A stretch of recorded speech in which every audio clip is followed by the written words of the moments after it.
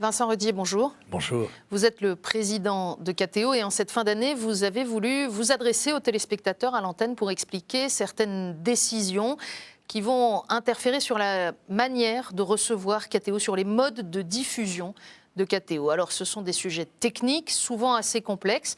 Nous allons essayer d'être clairs. Qu'est-ce qui va changer en 2012 ? À partir du 31 décembre, KTO ne sera plus diffusé via le satellite Astra. Ce sera donc la fin du signal pour ceux qui regardent KTO directement sur Astra, en clair, mais aussi pour ceux qui nous recevaient jusqu'ici par le bouquet satellite de CanalSat et TNT Sat. Pourquoi cette décision, manifestement préjudiciable à un certain nombre de nos téléspectateurs ?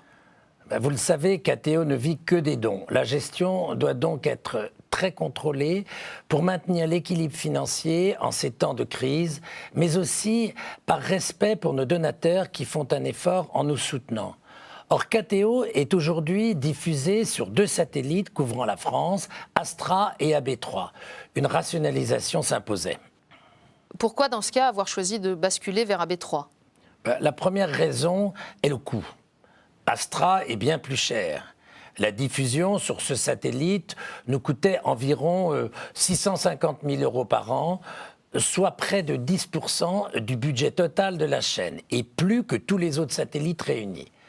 Par ailleurs, nous développons depuis quelques années un partenariat avec Eutelsat qui possède AB3. Via d'autres satellites du groupe, KTO est ainsi diffusé au Maghreb et au Moyen-Orient et bientôt en Afrique subsaharienne. Bon, alors donc que faire si on est concerné par ces changements ? Bien, la première démarche, c'est probablement de contacter KTO ou son installateur. Concrètement, la première option est de changer le pointage de sa parabole, en sachant que sur AB3 en clair, vous avez les mêmes chaînes que sur Astra en clair, notamment bien sûr celle de la TNT. Si vous êtes abonné à CanalSat par satellite, que vous voulez garder cet abonnement mais aussi recevoir KTO, il faudra alors installer une deuxième parabole ou un autre moyen de réception TV, une box ADSL par exemple. Vincent Redier, si on veut résumer ça dans l'autre sens, comment, à partir du 1er janvier, pourra-t-on recevoir KTO ? Sur toutes les boxes et la majorité des câblos opérateurs, ainsi que sur le satellite AB3. Et bien sûr, toujours sur www.ktotv.com. Si vous observez des problèmes de réception dans les tout premiers jours de janvier, n'hésitez surtout pas à nous appeler.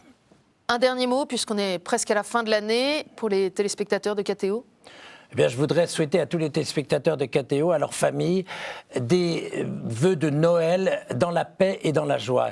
Et malgré un contexte notamment économique très difficile, je leur souhaite de garder au fond de leur cœur l'espérance et de la communiquer à tous ceux qui les entourent.